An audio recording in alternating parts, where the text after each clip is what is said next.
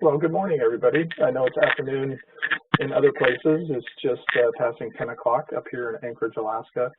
It's really exciting to be meeting with you today and talking to you about our VOCA-SAC partnership project with the Council of Domestic Violence and Sexual Assault. I think Diane is still attempting to get connected, but looking at my screen, it looks like Morgan Cruz-Erisman is with us. I think she's down in the attendee section, and Andrew Gonzalez, who works in the Alaska Justice Information Center with me, is also on the call. I have a pretty brief presentation for you today, about half dozen slides. I'll be ceding my time to Illinois and Wyoming, I suspect. So I'll just go ahead and move on through. At any time you have questions, just let me know.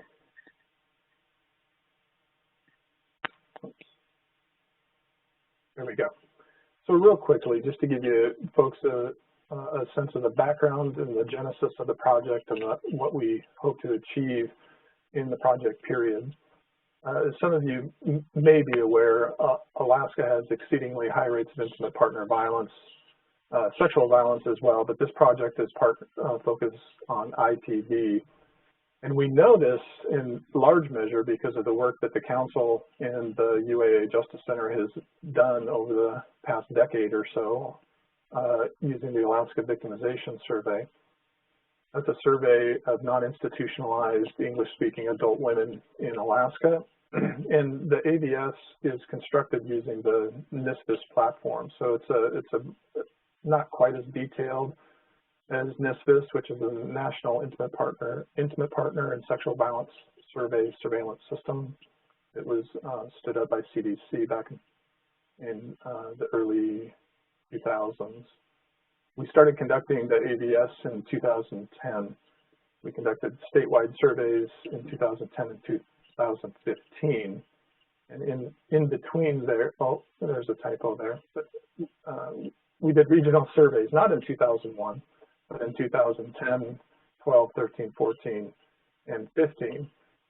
Altogether, we've collected data from almost 11,000 adult women in Alaska and compiled quite detailed information on various forms of intimate partner violence. To this point, our focus, the Council and the Justice Center's focus is on developing really precise point prevalence estimates of IPV and sexual violence, which is, of course, incredibly important for setting baselines and being able to gauge success of prevention and intervention measures over time. But to this point, we really haven't begun to mine the data all that much. Our focus has really been on collecting the data and getting out good point prevalence estimates.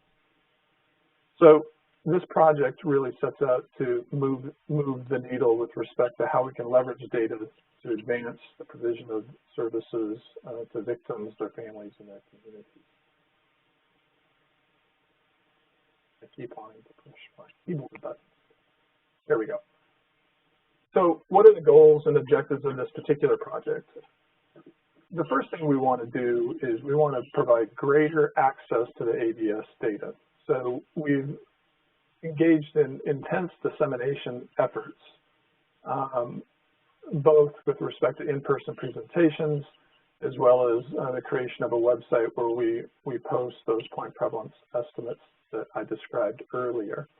But we want to push beyond that, right? And we want to get data off the shelf and into the hands of people who can use it to improve programs and service delivery, as well as the general public. To put it bluntly, we want to liberate the data, and we want to make it freely available to people to explore on their own, rather than just having sort of predefined research products that lay flat out there in a PDF format or some other sort of static version. So how do we go about doing that? How do we go about liberating data and getting it in the hands of people who are on the front lines of victim service delivery on a day-to-day basis? Well, we could just create more reports. And there's definitely a value in that. I don't want to imply that there's no place for the generation of you know, big or even brief reports and fact sheets and that sort of thing. But we live in an era where technological innovation provides us an opportunity to think about dissemination efforts in completely different ways and in ways that really encourage interaction with the data. So people aren't just looking at the data, they're able to engage it and through that process learn more. And so we, in this project, we're going to be developing an interactive data dashboard for intimate partner violence here in the state of Alaska. It'll be freely available to anybody with an internet connection. And we're really excited because the data will be dynamic and not static, and it provides a textured, not a flat understanding of intimate partner violence and its consequences. So within the context of an interactive data dashboard, users can interact with the data to explore the data themselves, sort of on their own terms. And what's really exciting is that people will be able to generate new discoveries that we at AGIC may not have really fully explored before. We're going to do our very best to provide data at a level of depth and breadth that will allow people to explore the data in ways that frankly hadn't been done before, even amongst researchers and data analysts in the Alaska Justice Information Center and beyond. It's also really exciting because, you know, when you create a report, it's sort of there, it's published, you might issue a revision, but reports tend to be one and done. You issue the report and then it's just sort of static information that isn't updated over time. One of the real benefits of an interactive data dashboard framework is that we can continually update the dashboards as new data come in. So for example, in 2020 is the next iteration of the Alaska Victimization Survey, the statewide survey. And so we have 2010, 2015, and then in the coming year we'll have 2020 data. So we'll be able to continually update that and develop new dashboards in a fairly expeditious fashion as new questions are surfaced and practitioners and researchers want to explore the data in more detailed ways. So where are we at in our particular process? We've already gone to the IRB, so we're moving ahead pretty quickly into the conceptualization phase and really asking questions about what does intimate partner violence mean and how do we want to depict it on the interactive data dashboard. Previously in our work in the Justice Center, we called it IPV, but really we focused on physical violence to the exclusion of psychological aggression, which is another domain within the AVS, as well as coercive control and entrapment. And so we've been working with CDVSA already on asking very basic questions, given the range of items we have that could fall within this domain of intimate partner violence. How is it that we want to present the data, what should be included, and what should be excluded, if anything. And after our initial consultation with the council, we've identified 21 items, 8 of the physical violence items, all 5 of the psychological aggression items, and then 8 items out of the coercive control and entrapment section. And so we're going to be developing specific measures for each one of those items, as well as domain composites and then sort of a global IPV composite. And that's basically where we're at today in terms of measurement development. I did want to note here that the AVS collects data on lifetime as well as past year victimization experiences. Our work right now is really focused on the lifetime victimization experiences, and if time and resources allow, we'll begin delving into the past year measures as well. So we've already developed a really early mock-up, and I'll be showing that to you here on the next slide, just to demonstrate to the council how we can take the ABS data and put it into an interactive data dashboard format. The process is going to be very iterative, and we'll continue to update that as we work through the project period, and we won't make any firm decisions about design and content decisions, until we get closer to the end of the project period. So what are our next steps? Well, now that we have a good handle on the substantive focus of the data dashboard, that is intimate partner violence across the 3 domains, we want to be thinking about covariates or slicers that we want to slice the data with.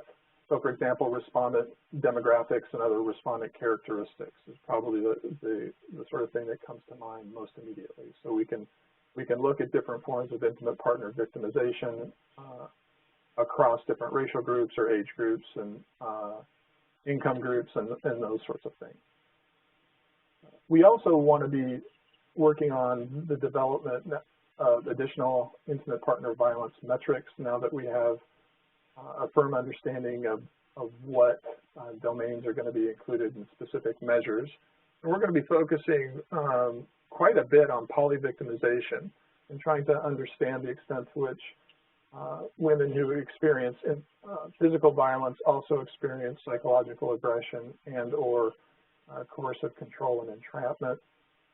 And in addition to that, trying to develop some measures of victimization intensity and exposure risk, particularly as it pertains to the number of abusive partners people reported in their lifetime. And then if we get through all of that, excuse me, we want to begin to explore additional content areas that are included in the ABS. And I have this marked on this slide as a reach goal because we've already set a pretty ambitious agenda.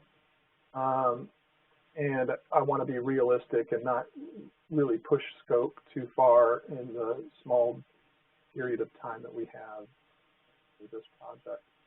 But some of the things we're contemplating is exploring questions pertaining to the what you might think of as outcomes of intimate partner violence. And so the ABS contains numerous items in its health section, and as well as victimization disclosure items and resource and help seeking.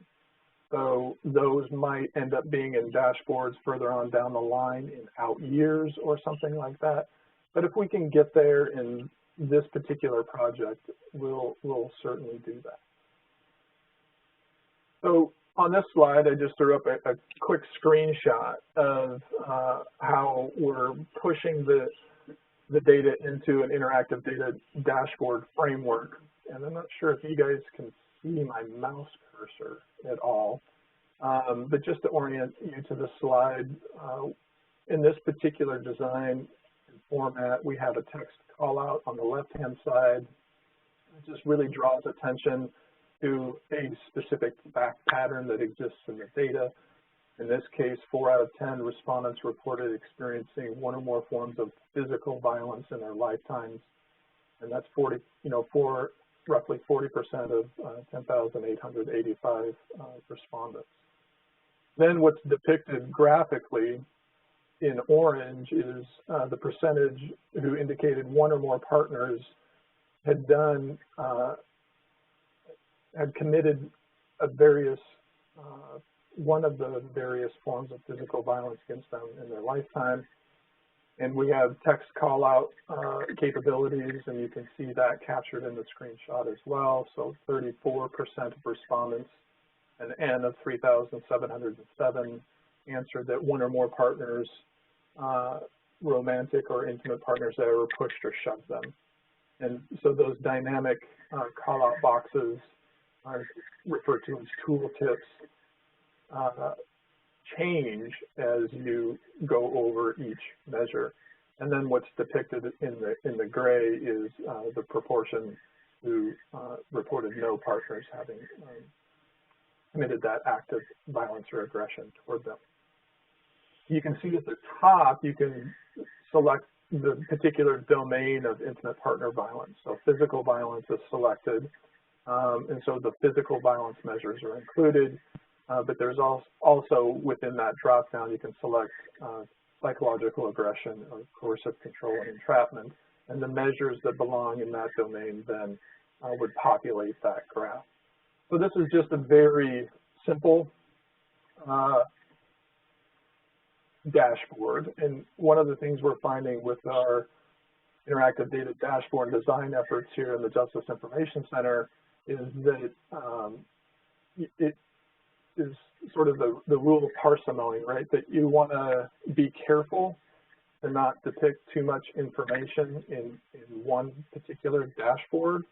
And if you need to, you build multiple dashboards, and this becomes really important when you want to translate the information in the dashboard to tablets and phones, right? So one of our goals here is to make sure that we create dashboards that are readily accessible no matter what sort of device a person is on. And, you know, I think oftentimes with dashboard development, there's, particularly with the technology we have, is people violate the rule that just because you can doesn't mean you should.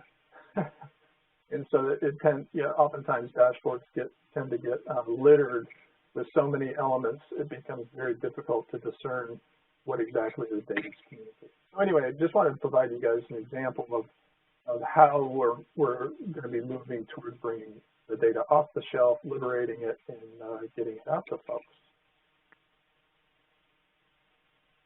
So next steps moving forward, collaboration, collaboration, collaboration. We're very fortunate in the UAA Justice Center. We worked with the council for a long time on a number of different projects. The SAC has not necessarily been able to engage in that level of partnership, and we're very much looking forward to formalizing that relationship. But we have a long history of collaboration with CDBSA, and one of the lessons we've learned over the years is that there's a lot of back and forth, and that researcher-practitioner partnership always needs to begin with the practitioner question and feedback. That, you know, oftentimes as researchers, we struggle to acknowledge that we're really not the experts on things. We might be really good at methods, but when it comes to substantive review and communication strategies, we have a lot to learn from our partners. And so it's going to be highly interactive, and as I mentioned before, highly iterative, refine, develop, review, revise, repeat. And that's going to be our process moving forward. And that's it. I'd be happy to answer any questions. Bailey, I didn't know if you want people to save questions, save questions till the end, or if we wanted to tackle them. Yeah, I thank you so much, Brad, for that. I think we have time for a couple questions. I want to make sure, Brad, that you saw the comment from Heather Warnkin, who is an OVC/BJS fellow.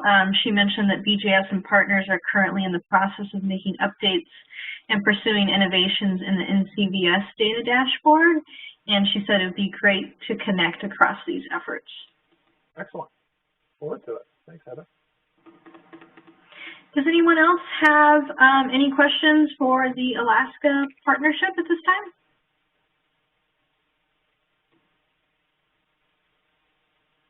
Hello, I don't know if you can hear me. This is Amanda from Illinois. Yes, Amanda, we can hear you. Okay. I was just curious, and this might be a little bit premature, but I did notice in one of your earlier slides talking about measuring polyvictimization, and I was just curious if you had any, generally just curious if like what metrics you were using and how you were planning to go about that. Yeah, thanks for the question. Well, we're not exactly sure. So we have quite a bit of data analysis to do to see, you know, how it all shakes out and what's going to be meaningful. And again, a lot of this will be decided by CDBSA. I think, you know, really taking the lead on helping us understand polyvictimization from a service provider and victim advocacy perspective. How we're going to do that. So the measures we'll be using, right, are, if you look on the slide here, is the 21 items And, you know, some of the things we're going to need to do as we move forward is basically some data reduction techniques and, you know, factor analytic techniques and those sort of things to really begin to understand sort of the psychometric properties, if you will, of these measures and see which ones really clump together and then what degrees of overlap may or may not exist. You know, as we've been talking about it, for example, it could be that an item in the physical violence section, pushing or shoving, might be more highly correlated with a form of physical aggression than any of the other physical violence items. We just don't know yet, and we're just beginning that exploratory phase to see how these various forms of victimization co-occur and the extent to which they do. So much of that is to be determined. And then with respect to how we're going to visually depict that, Andrew and I have already had some conversations about, gosh, graphically and visually, how can we think creatively to come up with visualizations that capture overlap. And so that's going to be a fun part of the project is coming up with new graphical design and layout to figure out how to best convey overlap in various forms of intimate partner victimization and do so effectively. Sorry, that's a bit rambling, but we're still very much in exploratory phase.